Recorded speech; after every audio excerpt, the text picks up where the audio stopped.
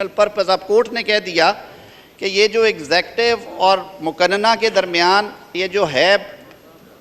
رقوم کے جاری کرنے کا معاملہ،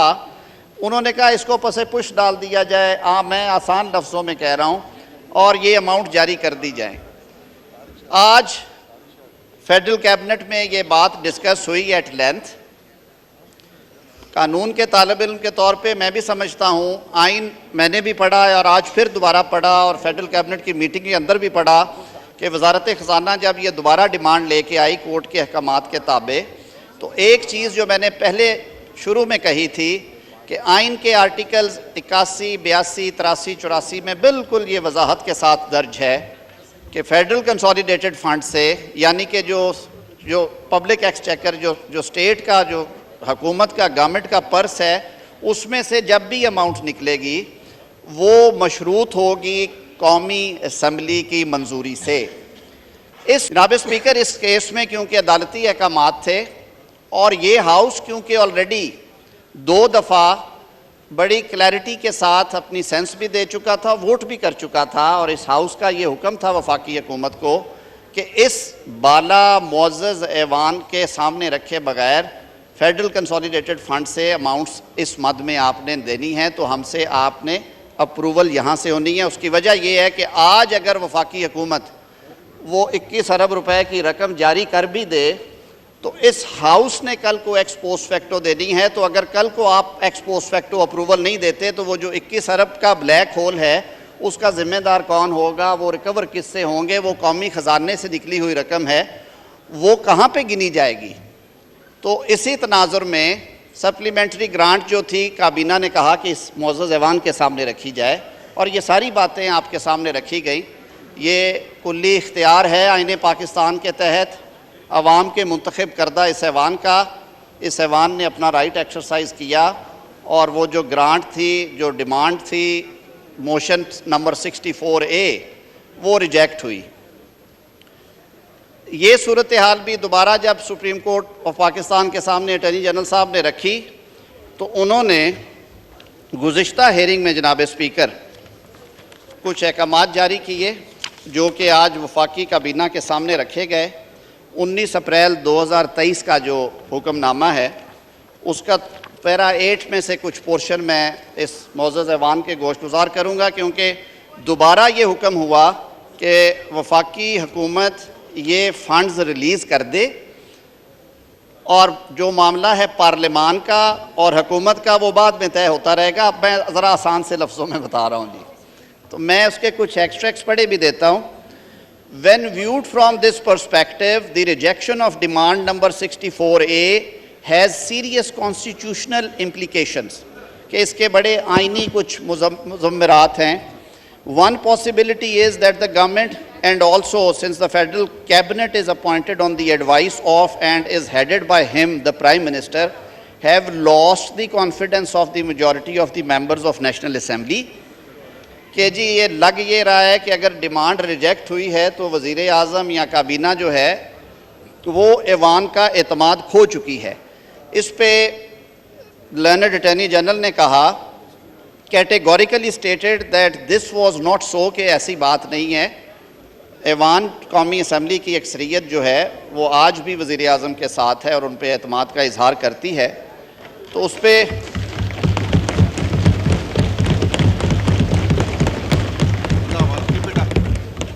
The Federal Cabinet and the Prime Minister ہے، یہ مناسب نہیں ہے، لہٰذا انہوں نے وہ درخواست یا درخواستیں جو اس کے ساتھ منسلک تھی وہ خارج کر دی۔ اس پہ ایک ڈیبیٹ شروع ہوئی کہ جی جو بعد میں 5 رکنی بینچ میں سے 3-2 کی رائے تھی وہ فائق ہوگی یا وہ 4-3 کی۔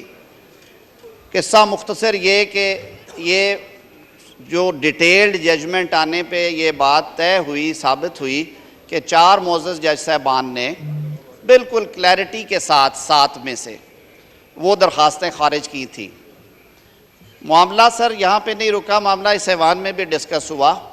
اور اس معزز ایوان نے قرارداد منظور کی جس میں انہوں نے کہا کہ یہ ایک سیاسی مقدمہ تھا، ایک پولیٹیکل کویسچن تھا، لیگل اور کانسٹیٹیوشنل کے ساتھ ساتھ۔ اس کو جس طرح سے ڈیل کیا گیا اس پہ بھی آپ نے اپنے تحفظات کا اظہار کیا اور پھر اس معزز ایوان نے یہ قرارداد کے ذریعے یہ بات طے کر دی کہ فیصلہ جو ہے وہ 4 جج صاحبان کا جو میجورٹی ڈیسیژن ہے یہ معزز ایوان اس کو مانتا ہے۔ اس معزز ایوان نے وفاقی حکومت کو بھی یہ ہدایت دی کہ آپ جو اقلیتی فیصلے میں جاری ہدایات ہیں ان پر عمل کرنے کے پابند نہیں ہوں گے، اور اس معزز ایوان کی سینس لی جائے گی جب بھی کوئی ایسا معاملہ ہوگا۔ سبسیکوینٹ پروسیڈنگز میں حکم نامہ پھر جاری ہوا کہ وفاقی حکومت 21 ارب روپے کے جو فنڈز ہیں وہ مہیا کرے فیڈرل کنسولیڈیٹڈ فنڈ میں سے الیکشن کمیشن آف پاکستان کو، اور وہ رقوم جو ہیں وہ ایک اسپیسیفائڈ ٹائم کے اندر پرووائڈ کرنا تھی۔ وفاقی کابینہ میں جب یہ حکم آیا عدالت عظمیٰ سے، تو کیونکہ یہ ایوان آلریڈی فیصلہ دے چکا تھا، اپنی اکثریتی رائے کا اظہار کر چکا تھا، قرارداد اڈاپٹ کر چکا تھا، تو فیڈرل کیبنٹ نے in fitness of things and in view of the background کہ یہ الٹیمیٹلی اماؤنٹس جو ہیں فیڈرل کنسولیڈیٹڈ فنڈ سے ان کا جو اجراء کی اجازت ہے وہ اس معزز ایوان کا آئینی اختیار ہے، تو ایک بل جو ہے وہ وفاقی حکومت نے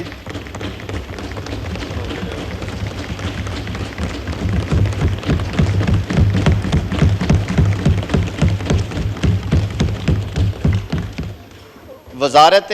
خزانہ کی سفارش پہ ایک بل جو ہے وہ پیش کیا اس معزز ایوان میں، جس میں آئین کے آرٹیکل 81 کی کلوز ای کے تحت پرپوز کیا گیا تھا کہ یہ جو ایکسپنس ہے اس کو چارجڈ ایکسپنس کے طور پہ ٹریٹ کیا جائے، تاکہ پھر وہ ایک مسئلہ حل ہو اور جو ووٹ ہے وہ سپلیمنٹری گرانٹ پہ یا فنڈز کے اجراء پہ وہ اوائڈ ہو سکے۔ وہ معاملہ قومی اسمبلی کی اسٹینڈنگ کمیٹی برائے خزانہ اور قانون کی منشا کے مطابق سینٹ آف پاکستان کی اسٹینڈنگ کمیٹی برائے خزانہ میں بھی گیا۔ دونوں کمیٹیز نے یونانیمسلی یہ ریزولو کیا کہ یہ بل جو ہے یہ غیر ضروری ہے، اور ساتھ ہی انہوں نے یہ بھی کہا کہ قومی اسمبلی پہلے ہی قرارداد کے ذریعے یہ کہہ چکی ہے کہ جو 4 جج صاحبان کا اکثریتی فیصلہ ہے ہم اس کو مانتے ہیں، اور وہ آئین اور قانون کے عین مطابق ہے، اور ان کی تجویز کے اوپر وزارت خزانہ نے وفاقی کابینہ کے سامنے یہ مدعا رکھا۔ وفاقی کابینہ نے اس کو ڈیلیبریٹ کرنے کے بعد سپلیمنٹری گرانٹ آئین کے آرٹیکل 82 کی کلوز 2 کے تحت طلب کی، اور اس معزز ایوان کے سامنے دوبارہ یہ معاملہ لے کے آئے۔ دوبارہ اس آگسٹ ہاؤس نے اس کو ڈیلیبریٹ کیا، اس پہ گفتگو ہوئی۔ مجھے یاد ہے اس دن میرے آئل کے اس طرف بیٹھے دوستوں میں سے محسن لغاری صاحب نے بھی اس پہ گفتگو کی، اور انہوں نے کہا کہ یہ چارجڈ ہے، پھر انہیں بتایا گیا یہ چارجڈ ایکسپنس نہیں ہے۔ کہا گیا کہ یہ ایکس پوسٹ فیکٹو ہمیشہ ہو جاتی ہے، یہ بھی سمجھایا تھا، اور آج پھر یہ میں عرض کر دیتا ہوں کہ یہ بات کسی حد تک درست ہے کہ وفاقی حکومت ان مینی انسٹانسز سپلیمنٹری گرانٹس کو ای سی سی اور کیبنٹ سے اپروو کروا کے وہ اماؤنٹس جو ہیں وہ سپینڈ کی جاتی ہیں، لیکن ایک اماؤنٹ کو مالی سال ختم ہونے سے پہلے اور بجٹ آئندہ سال کا پیش ہونے کے بعد، آپ لوگ میرے سے بہت زیادہ جانتے ہیں، آپ اس ایک سپلیمنٹری گرانٹ کو ان موشنز کو ٹیک اپ کرتے ہیں، ان کو گرانٹ کرتے ہیں یا ان کو ریجیکٹ کرنے کا اختیار آپ کو ہوتا ہے۔